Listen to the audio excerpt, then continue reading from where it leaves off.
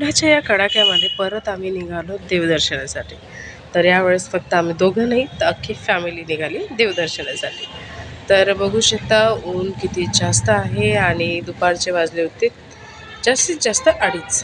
आम्ही आधी बोलाई भाताला गेलो वाडे बोलायला. तिथून आम्ही मग निर्णय घेतला की आम्हाला थेऊरलासुद्धा जायचं. मग थेऊर तिथून जवळच होतं, मग आम्ही थेऊरलासाठी निघालो होतो. थेऊरचं चिंतामणीचं दर्शन घेण्यासाठी मी खूप दिवसाची आतुरच होते, कारण की खूप व्हिडिओज वगैरे बघितले आणि हा माझा फर्स्ट टाईम होता तिकडे जाण्याचं. ते माझ्या सासूबाई बोलत होत्या, रस्त्याने एक स्कूटी रिकामी होती, तू का नाही उचलली तिथून? मी म्हटलं तेवढंच राहिलं माझं काम आता. माझ्या नणंदबाई, त्यांची मुलगी आणि माझी सासूबाई एका गाडीवर, मी, माझी भाची आणि हे आम्ही एका गाडीवर.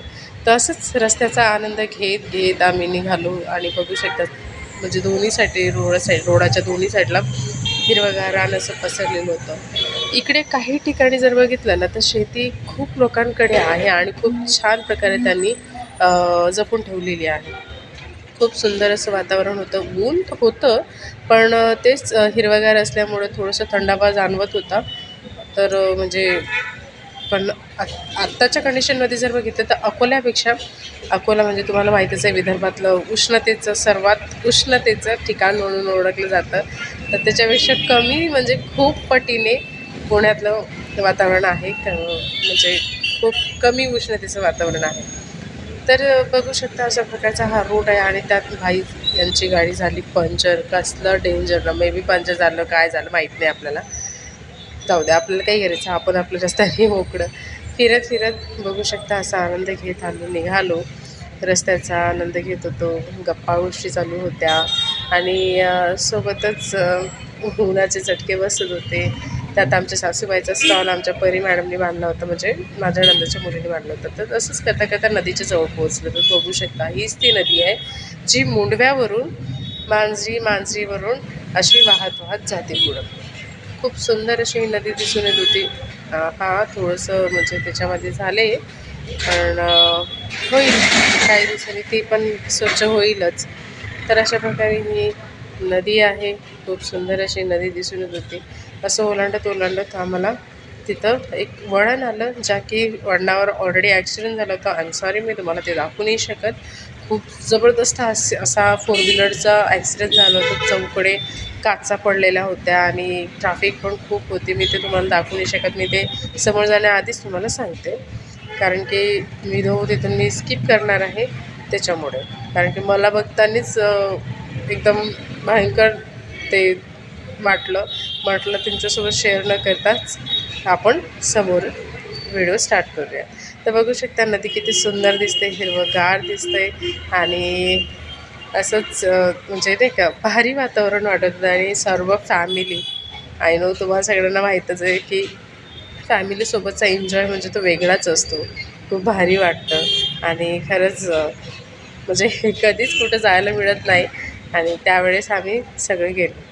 तसंच करता करता बघू शकता ट्रॅफिक जसं मी तुम्हाला सांगितलं होतं, तर थेऊरमध्ये पोहोचलो. तर थेऊरमध्ये पोहोचता आम्हाला थोडंसं लेटच झालं, कारण की मी जसं सांगितलं ॲक्सिडेंटमुळं तिथं ट्रॅफिक होती, तर ते क्लिअर करण्यासाठी वेळ लागला.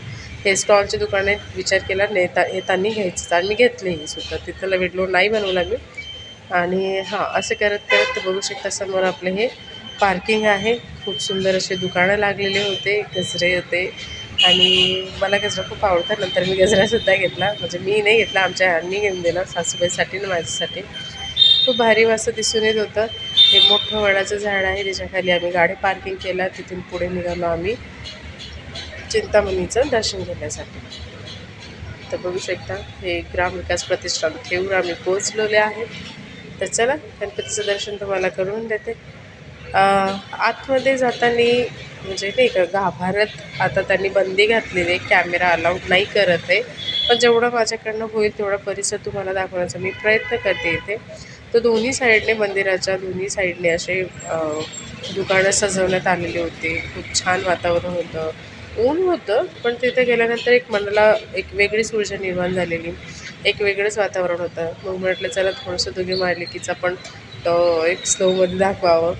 सासूबाईचं चाललं इथूनच, तुला गजरा घ्यायचा ना, तुला गजरा घ्यायचा ना, म्हटलं थांबा तसदात नको, आधी दर्शन वगैरे घेऊ त्याच्यानंतर. आधी मग फुलं वगैरे घेतले मी मस्तपैकी, गुलाबाचं फूल आणि आपले म्हणजे गणपतीला जे आवडतं तेच घेतलं. फक्त दुर्वा घेतला. इथं आम्ही शूज काढले. आमच्या परी मॅडम शूजला हात नाही लावला. अशा प्रकारचे दुर्वा आणि गुलाबाचं फूल घेतलं. गणपतीच्या चरणाशी अर्पण करावं म्हटलं. फुलाची पाकळीच आपलं छोटंसं छान वाटतं. कारण की ते नंतर तुम्हाला माहिती आहे काय होतं त्याचं.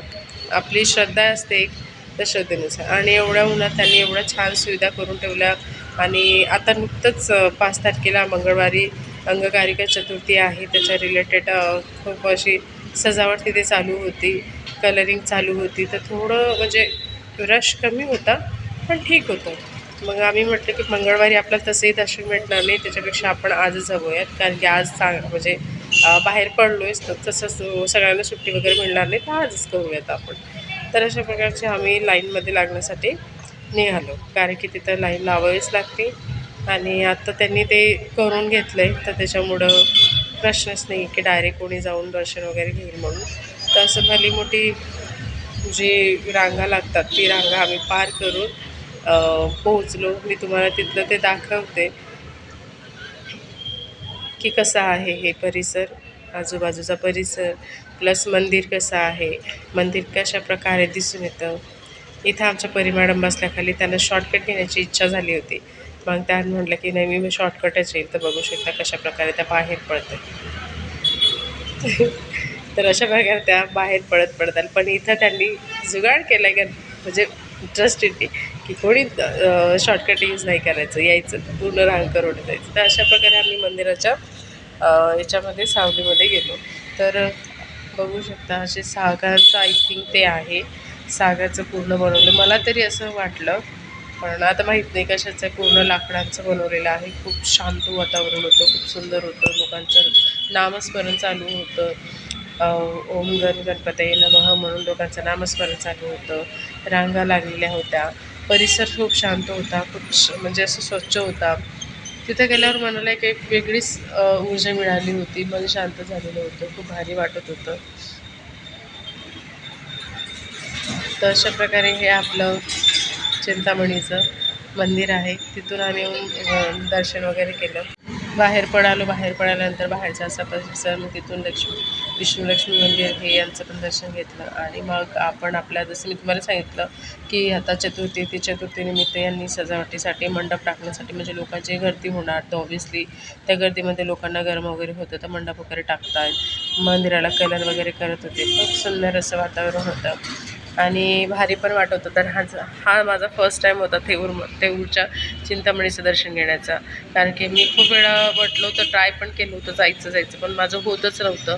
मग मी म्हणजे फायनली सासूबाईच्यामुळे आमच्या जुळून आलं आणि आम्ही दर्शन करण्यासाठी गेलो.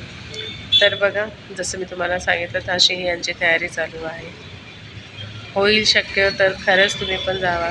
तिथून बाहेर पडल्यानंतर मग आम्हाला जे घ्यायचं होतं त्याच्यानुसार मग आम्ही थोडंसं फिरत आलो. आणि मुलींना भुकासुद्धा लागल्या होत्या. आधी गजरा वगैरे घेतला. मला गजरा खूप आवडतो. मला म्हणजे जीन्स असो, साडी असो, काही असो, मला गजरा खूप आवडतो. मी घेतला. सर्वात आधी आहे सासूबाईंना लावला. त्या कधी लावत नाहीत, पण म्हणल्यात घे बाई लाव आता. मग मी त्यांना लावून दिला. त्यांच्या केसात माळून गेला. खूप सुंदर दिसत होतं त्यांच्या केसात, कारण की त्यांचे केस थोडेसे लांब आहेत आणि असे वेणी वगैरे घातली की सुंदर दिसतं. मी काही नाही, माझा आंबाडाच पाडला होता, त्याच्यावरच मी गजरा वगैरे लावलेला होता. सुंदर दिसत होता त्यांना. तुम्ही बघू शकता. मी तुम्हाला दाखवते त्यांचा एक फायनल लुक कसं दिसत होत्या त्या.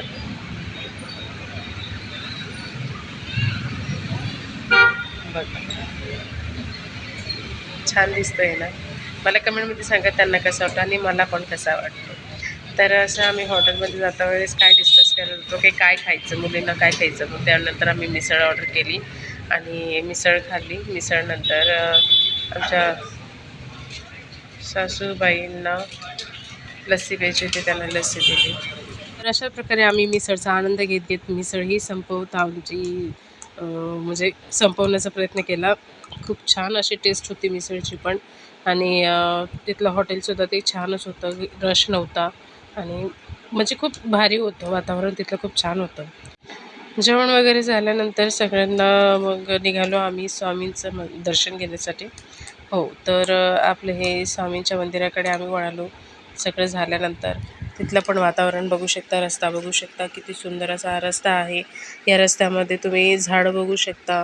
सोबतच इथून संध्याकाळ होत होती तर ऑब्व्हियसली पशु आपल्या घराकडे निघाले होते. मेंढरं होते रस्त्यांनी आणि एका साईडला थंडाई होती. बघू शकता खूप छान असं त्यांनी उसाचा रस वगैरे गाडा लावलेला होता. झाडं, शेती जसं मी तुम्हाला सांगितलं दोन्ही साईडनं हिरवळ असल्यामुळे उन्हाचा फटका कमी लागला. पण ऊन होतं, असं नाही की नाही म्हणून. छान वाटत होतं, वातावरण पण छान होतं. अख्खा दिवस आमचा फक्त आणि फक्त देवदर्शनासाठीच गेलेला. आम्ही खूप छान असं दर्शन घेतलं, मोकळ्या प्रकारे दर्शन घेतलं, कुठलाही रश नव्हता. तिन्ही मंदिरामध्ये जेव्हा आम्ही गेलो, वाडे बोलायला गेलो, थेऊरला गेलो, स्वामींच्या मंदिरात गेलो, कुठल्याही प्रकारचा रश आम्हाला तिथे दिसला नाही. मी तसं स्वामींचं मंदिरही तुम्हाला दाखवते. अतिशय सुंदर असं छोटंसंच आहे, पण खूप सुंदर असं हे मंदिर आहे. तिथे तुम्ही कधीही व्हिजिट करा. हे मांजरीमध्येच आहे. खूप भारी वाटतं आणि शांतता भरपूर आहे तिथे. खूप सुंदर असं दिसून येत होतं आणि संध्याकाळचे जास्तीत जास्त आम्हाला 4-4:30 झाले होते. जास्त वेळ पण नव्हतं झाला, पण भारी वाटलं होतं वातावरण. तिथं गेल्यानंतर मन पण प्रसन्न झालं होतं. मंदिरचा दुरून एक लूक तुम्हाला दाखवते, तो बघू शकता. अशा प्रकारे छोटंसं स्वामी समर्थाचं मंदिर आहे. तिथेच एक वडाचं झाड आहे, उंबराचं झाड आहे, सॉरी उंबराचं झाड आहे. साईडला शेती आहे आणि भरपूर असं म्हणजे छान असं वातावरण आहे. सकाळचे लोकं इकडे फिरायलासुद्धा येतात आणि म्हणजे आपला स्वामींचा आशीर्वादसुद्धा घेतात. खूप भारी वाटत होतं. तर चला आतमध्ये जाऊन सुद्धा तुम्हाला दाखवते की हे मंदिर कशाप्रकारे आहे, तिथे काय काय आहे, है ना. जास्त सजावट नाही आहे, पण खूप सुंदर आहे. इथं दत्तांची प्रतिमा ठेवलेली. ती प्रतिमा नाही म्हणू शकत. आम्ही थेऊरवरूनच प्रसाद आणला होता. तो प्रसाद पण इथे घेतला. प्रसाद इथं वाटलासुद्धा. बघू शकता किती क्यूट आणि मस्त असं हे दिसून येतं ना, एक वासरू आणि गाय. तर अशा प्रकारचे काही प्राणी होते. हे कुंड होतं, म्हणजे कुंड याच्यासाठी की म्हणजे आरती वगैरे असते 6:30ची 6 वाजताची, त्यावेळेस हवन पेटवलं जातं. ते हट हवन पेटवलं जातं. ते हवन आहे. आम्ही लवकर आलो होतो त्याच्यामुळे आमचं काही जमलं नाही. अशा प्रकारचं आहे. आतमध्ये स्वामींचं तुम्हाला दाखवते. भिवू नकोस मी तुझ्या पाठीशी आहे नेहमी, असे स्वामी म्हणतात आणि ते इतरांच्या बाबतीत भरपूर वेळा घडले असेल कदाचित. बघू शकता किती सुंदर असे दिसून येते मंदिर आतल्या साईडने. शांत वातावरण होतं, खूप सुंदर असं होतं. अशाच प्रकारे आम्ही तिन्ही मंदिराचे शांत प्रकारे दर्शन घेतले. दर्शन घेतल्यानंतर म्हणजे तिथं थोडा वेळ आम्ही थांबल्यानंतर नामस्मरण झालं. मग घरी आलो. घरी आल्यानंतर तिथला आम्ही थोडासा काही प्रसाद आणला होता, तोही खाल्ला. कसा वाटला आजचा ब्लॉग नक्की सांगा. Thank you.